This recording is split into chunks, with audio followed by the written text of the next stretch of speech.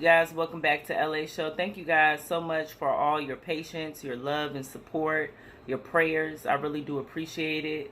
I went through a really hard time losing a family member that was very, very close to me. So, you know, just building up this platform and having people actually support me really does mean a lot. So you guys are not in vain. It's time for me to get back into work and get these stories out here. So thank you guys once again from the bottom of my heart. I really do appreciate you all. Right now I'm looking a mess. I've been out running all day, so I'm going to relax after this. You know, this is my first video trying to get my feet back wet. But I got some really good topics for you guys. The first topic I have is Juice Wrld, an up-and-coming Chicago rapper, died he died at the hospital, but he had a seizure in the Chicago airport. Juice WRLD's private jet raided by feds for drugs at LAX weeks before rapper's sudden death. You can also catch me on Spotify, Anchor FM, and more platforms for my podcast, LA Show.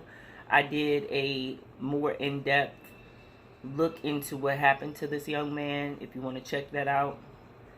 Federal agents raided late rapper Juice WRLD's private jet in search for narcotics just weeks before his sudden death, according to a new report. The 21-year-old rapper was pronounced dead on Sunday after suffering a seizure at Chicago's Midway Airport while federal authorities searched his and his entourage's luggage and immediately located drugs and weapons, police said. Now a new report claimed that wasn't the first time authorities zoomed in on his possession at an airport.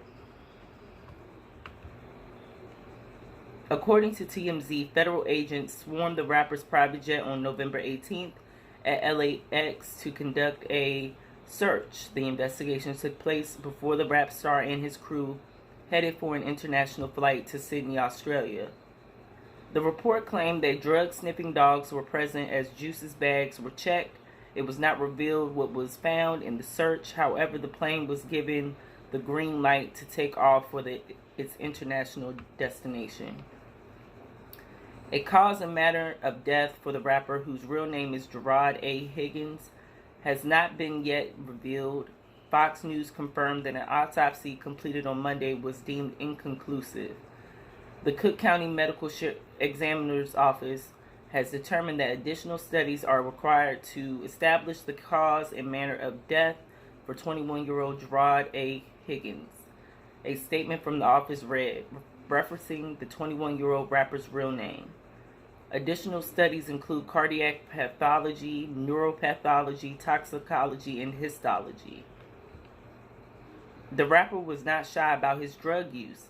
Months before his death, in an uncovered tweet from July, the rising star vowed to quit prescription drug use, including codeine. However, Fox News has confirmed that federal authorities located 6 bottles of suspect liquid codeine, in addition to 3 firearms and 41 bags of suspect marijuana on Sunday after the rapper's jet landed at Midway Airport. Federal agents at the scene administered Narcan to the 21-year-old before he was taken to a hospital, police said. 2 of Juice's security guards were arrested after authorities located weapons in their bags. Christopher Long, 36, of Buena Park, California, was arrested on Sunday at approximately 2 a.m. with 1 misdemeanor count of carrying and possessing a firearm in the first degree. The second guard in Juice WRLD's entourage who was arrested is Henry Dean, 27, of Chicago.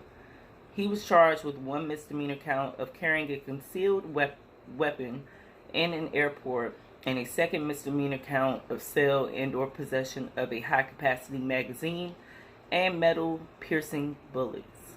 Fox News has reached out to federal agents at LAX for comment about last month's incident. So, this is a really sad story. I know a lot of young people are feeling this because, you know, they lost XXX Tentacion from gun violence. Now they're seeing the effects of these drugs that have been pumping out in these streets, you guys. If only you guys knew what I went through last week.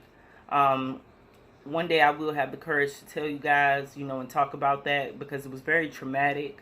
But, you know, they're using these drugs on the streets. They're using these drugs in hospitals. And these drugs are getting more and more potent.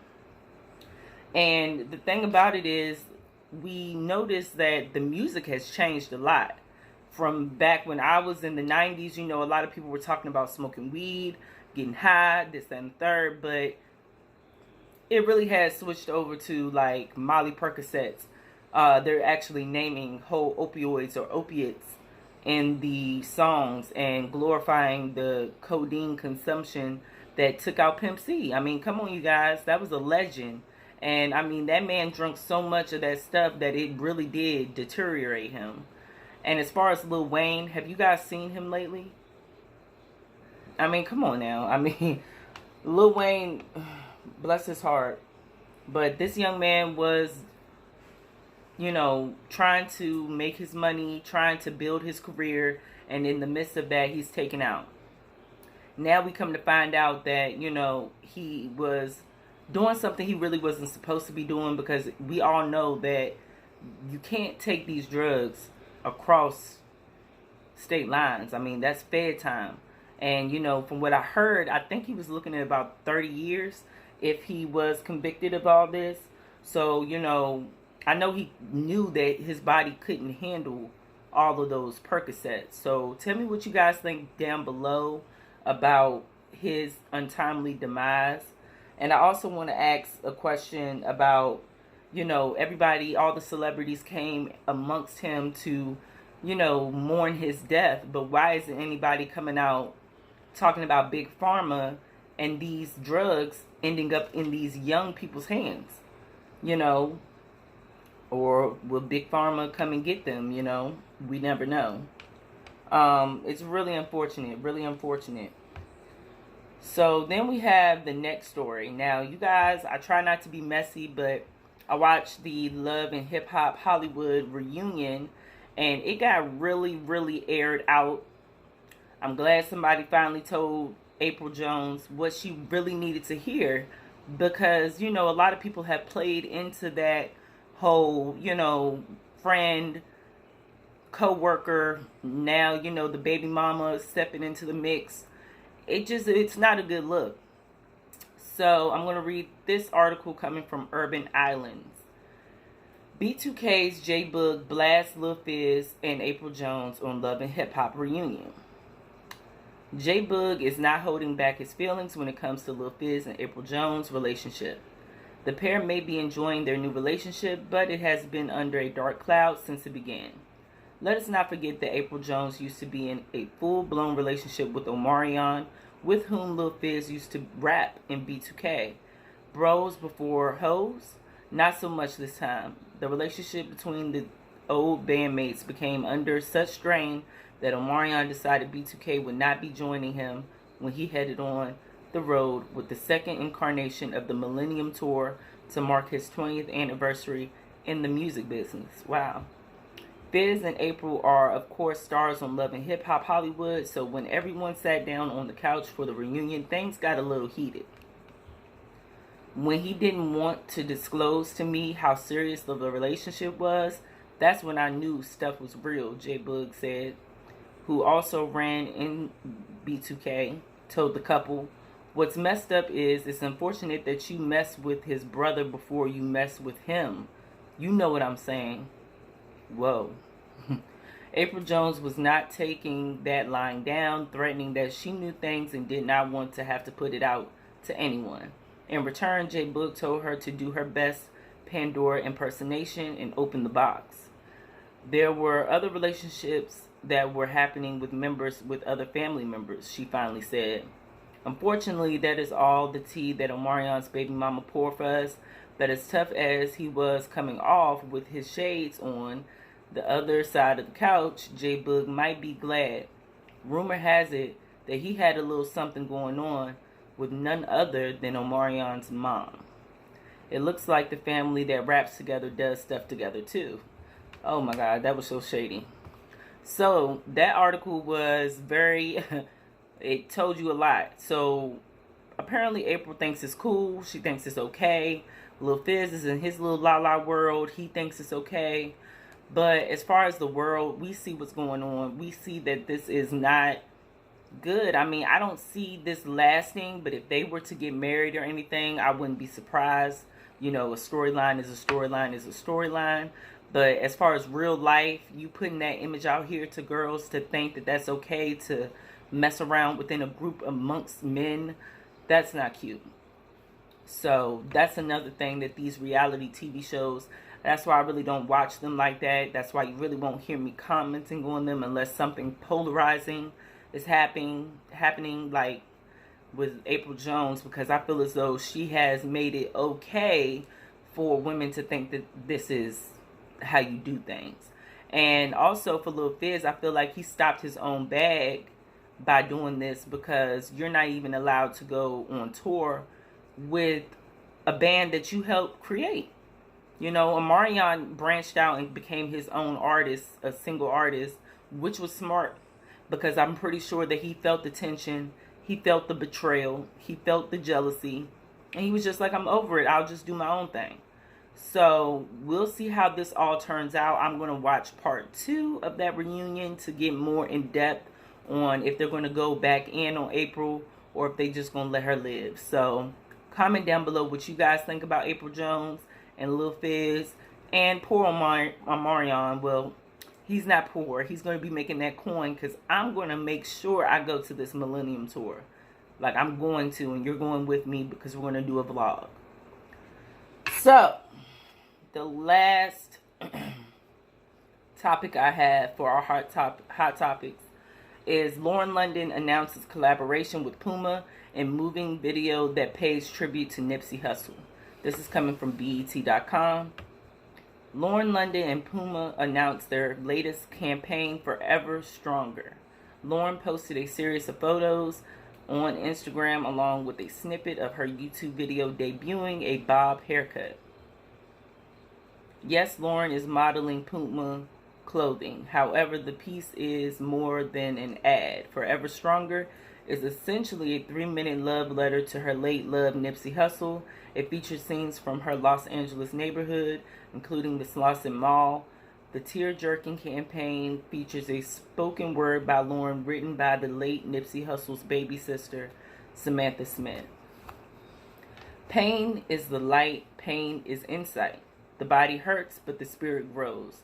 The flesh is starving while wisdom overflows. I got a question only Lord knows. Does life birth us twice? Are words spoken by the actress? That was deep.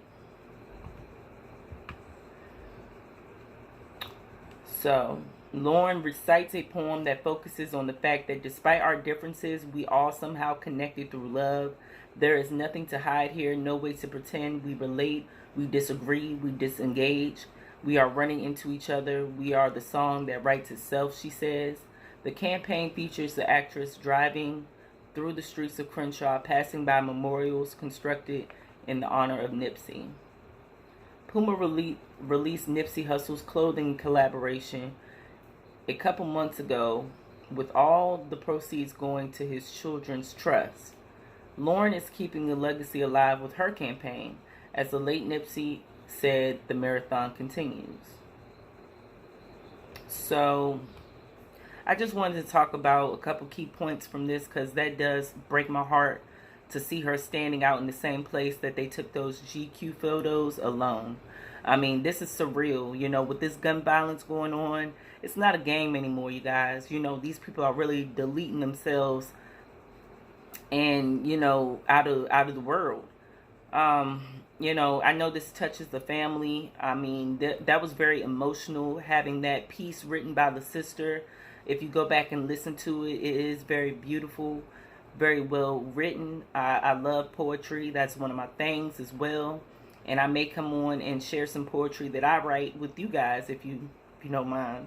But yeah, this really touched my heart, and I feel as though it's important as a woman that goes through these type of challenges with losing a male figure, a prominent male figure, a real male figure in your life, that you must keep going. You have to, no matter how hard it is.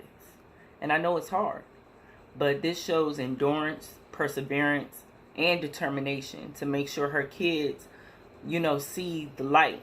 And I'm talking about Cross and also Imani, because, you know, she was like a mother figure to her too. So I just want to know what you guys think about the collaboration with Puma, and what you guys think about the spoken word that she gave us, and the love. And, you know, tell me what you guys think. I know a lot of people have swayed decisions about Lauren London, but until the shoe fits, I'm going to let her have it, you know. She was in love.